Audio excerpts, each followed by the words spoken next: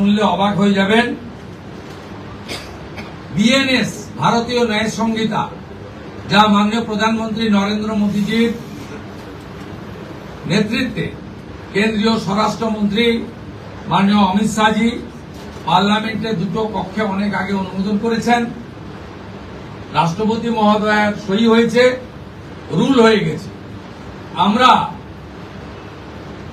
আশ্চর্য হয়ে গেছি যে এখানে বিএনএস কার্যকর করা হয়নি, অর্থাৎ অত্যন্ত অবৈধভাবে সংবিধানকে বৃদ্ধাঙ্গুষ্ঠ দেখিয়ে আগে সিআরপিসি আইপিসি চলছিল। আজ থেকে বিএনএস এ যুক্ত হল পশ্চিমবঙ্গ সংবিধান মেনে। আগের সিআরপিসি আইপিসি এই আইন আর থাকলো না। ভারতীয় ন্যায় সংহিতাতে আমাদের আজ থেকে কাজ শুরু হলো। এরও ছাড়পত্র ক্যাবিনেটের প্রথম দিলেন।